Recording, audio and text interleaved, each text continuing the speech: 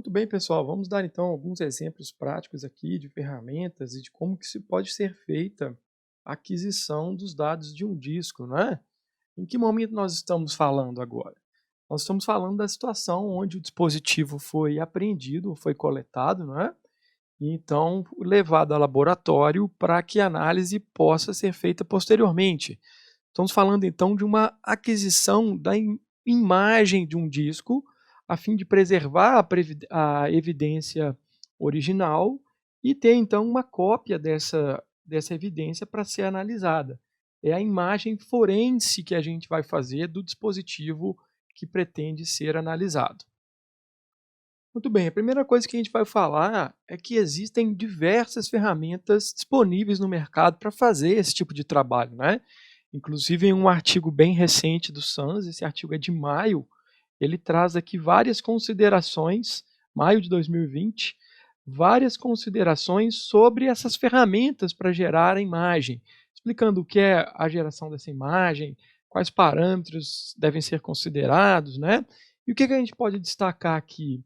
Que a ferramenta tem que ser capaz de garantir, gerando o hash, basicamente isso, de que a cópia é fidedigna à evidência original.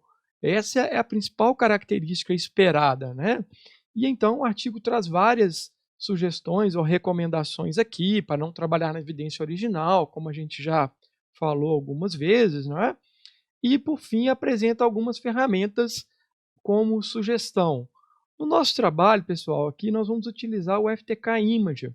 E por que vamos utilizar o FTK Imager? A ferramenta mais popular, comercialmente utilizada também, uma ferramenta que é free e pode ser utilizada aí, independente de licenciamento, para poder fazer isso, não é?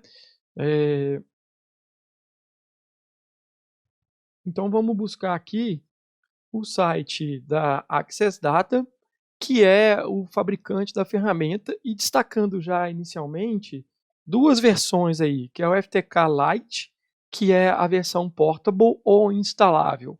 Qual a diferença dessas duas versões?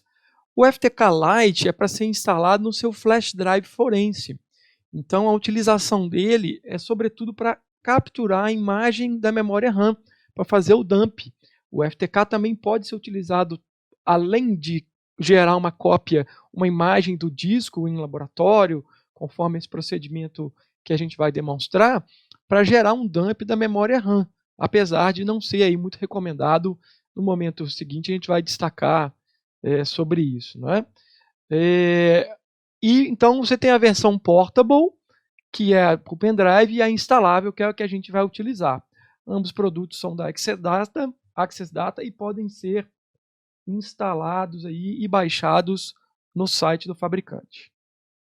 Na discussão ainda desses procedimentos iniciais, vale a gente lembrar que a evidência nunca pode ser modificada, né? Portanto, é importante você utilizar aí os bloqueadores de escrita da evidência, conforme nós já falamos na teoria. E aqui um exemplo, que fica posicionado, então, entre o seu disco, não é? E a sua máquina. Esse bloqueador se conecta ao disco e depois se conecta à sua interface USB, qualquer que seja disponível aí, conforme o dispositivo, para que você possa ler os dados do disco sem qualquer risco de escrever. Vale lembrar aí que, mesmo involuntariamente, vamos dizer desse modo, se é que assim pode ser dito, né?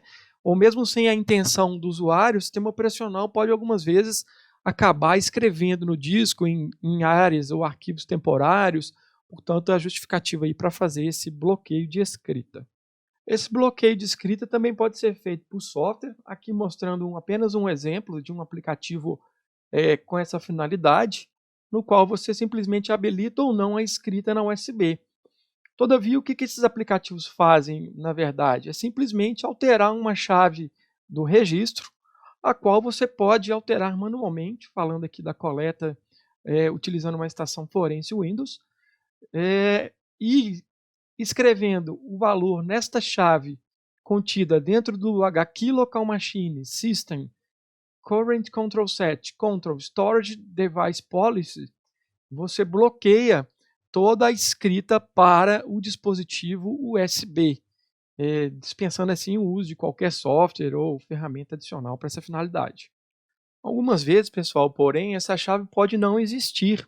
Então, você vai ter que ir lá no seu editor de registro, no Regedit, e acrescentar o valor dessa chave. No meu caso aqui, por exemplo, essa chave não existia, mas é só você seguir esse caminho que está detalhado nos documentos e nos links que vão estar disponíveis no nosso documento aí com os links complementares. Vou colocar para vocês aí sempre, conforme a gente vem dizendo, todos os sites que a gente acessa os links para vocês poderem recuperar depois essas informações.